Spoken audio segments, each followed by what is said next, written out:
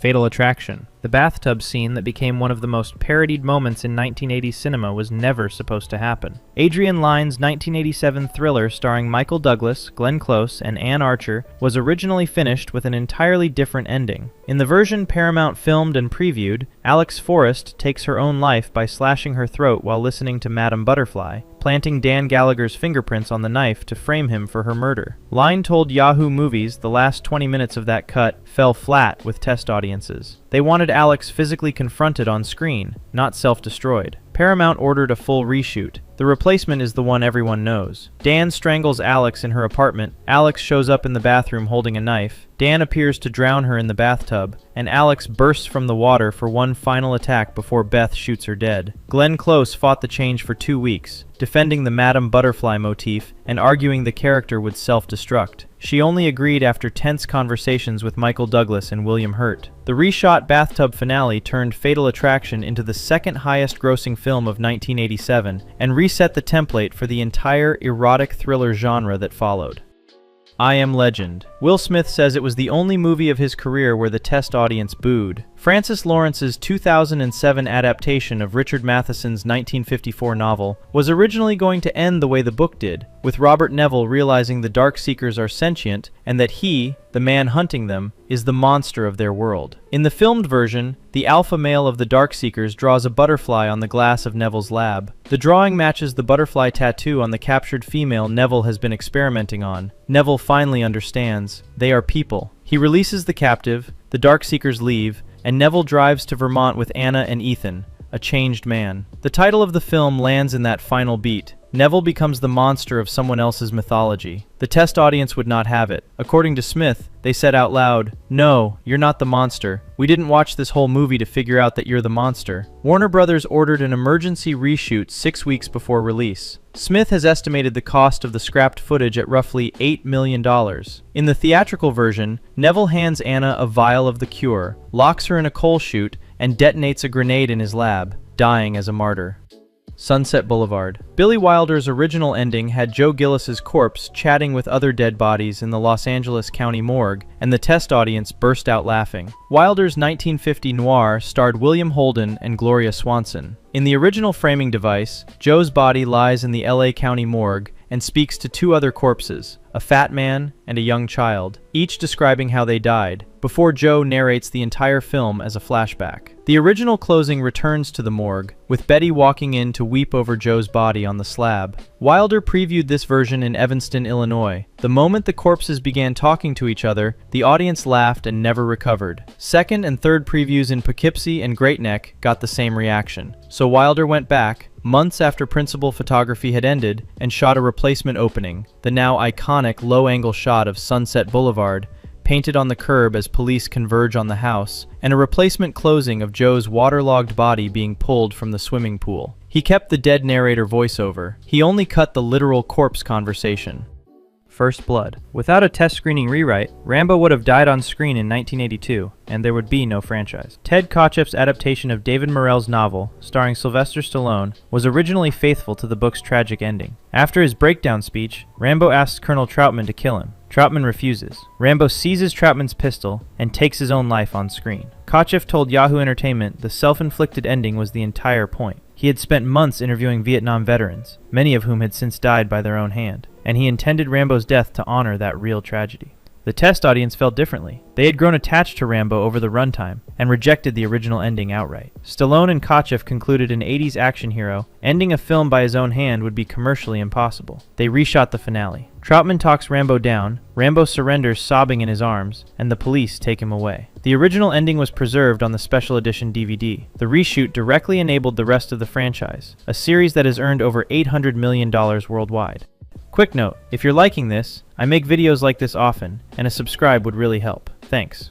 Little Shop of Horrors. Frank Oz spent roughly $5 million filming an apocalyptic finale where giant plants devour Manhattan, and then watched the test audience turn on him completely. Oz's 1986 musical, starring Rick Moranis and Ellen Greene, had a 23-minute showpiece ending. Audrey 2 devours both Seymour and Audrey, then the plants spawn multiply across New York City. The sequence climaxes with a triumphant Audrey 2 climbing the Statue of Liberty as the song "Don't Feed the Plants" plays over the destruction. That sequence cost roughly $5 million, about 1/5 of the film's $25 million budget. Oz told Collider the test audience went completely silent the moment Audrey died on screen. Oz and screenwriter Howard Ashman rewrote a survival ending where Seymour kills Audrey too with an electrical wire and walks off with Audrey alive. The reshoots cost additional millions. The original apocalyptic footage sat on a shelf for decades, until Oz released the restored director's cut on Blu-ray in 2012. He has said in interview after interview that the original was thematically correct. Seymour made a deal with the devil. He should have paid. Scott Pilgrim. Edgar Wright's original ending had Scott break up with Ramona and go back to Knives, the high schooler. And then the source material's author called and said, "Don't." Wright's 2010 adaptation of Brian Lee O'Malley's graphic novels was filmed before the comics finished publishing. In the version preserved on the DVD, Scott and Ramona break up after Scott defeats Gideon, and Scott walks off with Knives Chow. O'Malley finished the 6th and final volume of the comics during post-production, and his ending had Scott and Ramona together. Test audiences split badly on the Scott and Knives ending. Wright shot a new ending in early 2010, 3 months before release. O'Malley helped write the replacement. Wright called actress Ellen Wong personally before the reshoot, expecting her to be upset about her character's reduced role. She told him she liked the change. Wright has called the Scott and Ramona reshoot his preferred ending ever since. Blade Runner.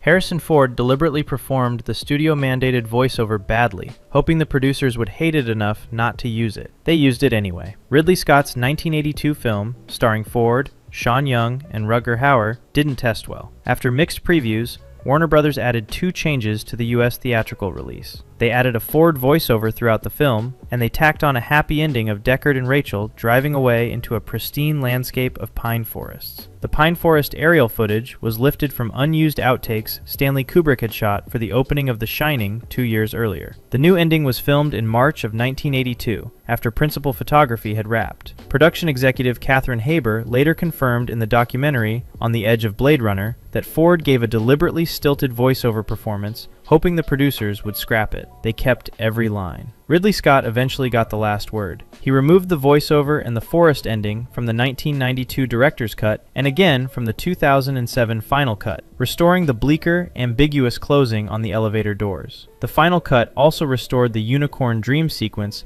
that strongly implies Deckard himself is a replicant. National Lampoon's Vacation. The Griswold family was never supposed to reach Wally World, and the original ending had Clark holding the park's owner at gunpoint in his own backyard. Harold Ramis's 1983 comedy starred Chevy Chase, with John Hughes writing the screenplay. In the original ending, after the BB gun stop, Clark buys a map of celebrity homes, drives to Roy Wally's house, and holds Wally and his executives hostage with the BB gun, forcing them to sing and dance for the Griswold family until police arrive. The Christy Brinkley character is revealed as Wally's daughter. Test audiences enjoyed the film right up until that ending. Then they were furious. The actual Wally World theme park had been the goal of the entire road trip, and it never appeared on screen. Warner Brothers gave the production 4 extra days to shoot a replacement, with Hughes writing the new pages. They filmed it at Six Flags Magic Mountain. Chevy Chase later said on the 20th anniversary DVD commentary that he owns a personal copy of the original ending. Warner Brothers has never released it.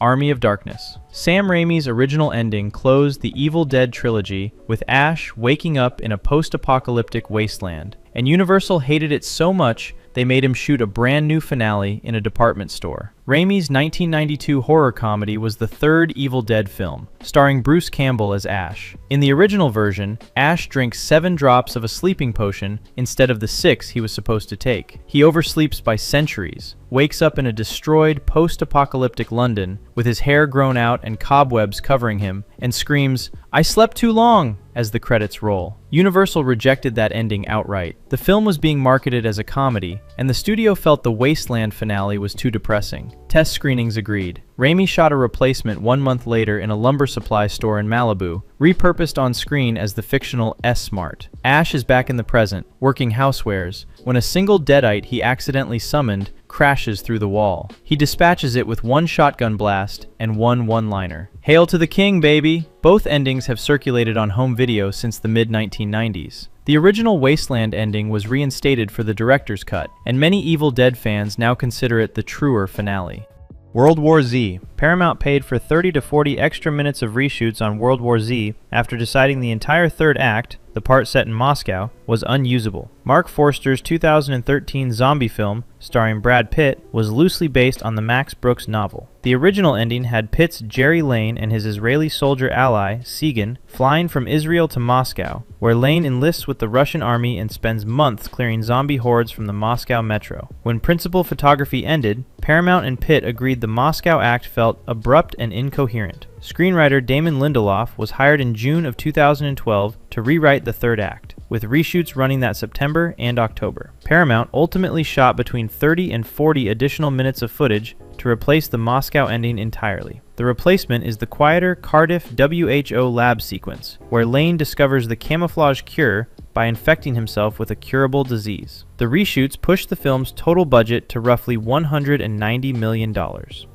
Get Out. Jordan Peele's original ending sent Chris to prison for the rest of his life, and producer Sean McKittrick says the test audience reacted like we punched everybody in the gut. Peele's 2017 Blumhouse horror film, starring Daniel Kaluuya, was filmed with a much darker ending. After Chris kills the Armitage family in self-defense, a police cruiser pulls up. A uniformed officer steps out, and Chris is arrested for multiple murders. No one believes his account. The film ends with Chris in a prison interview, having lost any hope of justice. Peele said the original was meant to reflect what he called the sad truth about black men and the American justice system. McKittrick said the test screening was electric, right up until the cop arrived. Then, in his words, the audience was absolutely loving it, and then it was like we punched everybody in the gut. Peele rewrote it so the cruiser at the gate is not the police, but Chris's TSA officer friend Rod, and Chris escapes alive. The original sad truth ending was released as a bonus feature on home video. Peele has said the political climate had shifted enough by release that the country needed a hero. Get Out went on to win the Academy Award for Best Original Screenplay, an awards push the original ending almost certainly would have prevented.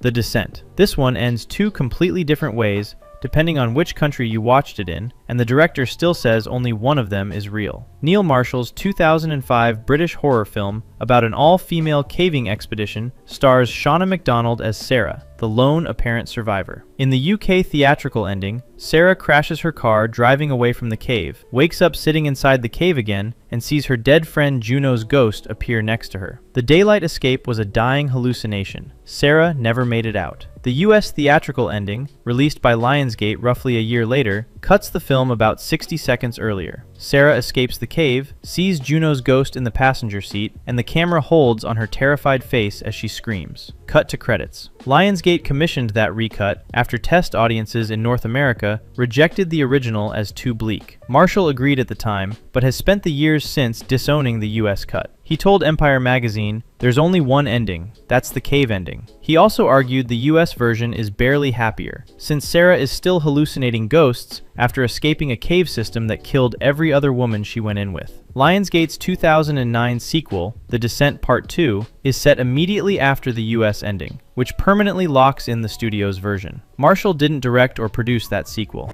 Rogue One. Disney paid Tony Gilroy roughly $5 million to fix Rogue One, and the reshoots produced what is now widely considered the single greatest Star Wars scene of the modern era. Gareth Edwards' 2016 film, the franchise's first standalone spin-off, starred Felicity Jones and Diego Luna. After a rough cut screened poorly, Lucasfilm hired Tony Gilroy, the writer of Michael Clayton and the Bourne franchise, in June of 2016. Reshoots ran roughly 5 weeks that summer, with Gilroy leading post-production. He was credited as a co-writer and reportedly paid roughly $5 million.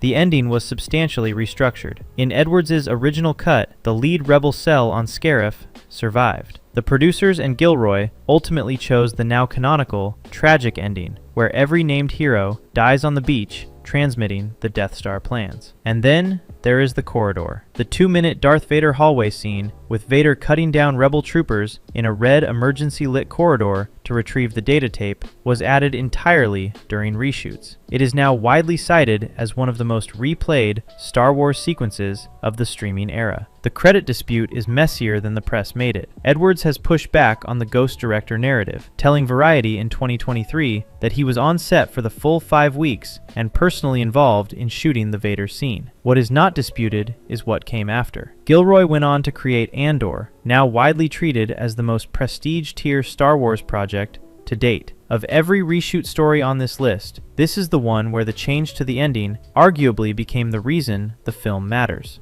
If this was worth your time, consider subscribing to keep up with all future uploads. Thanks for watching.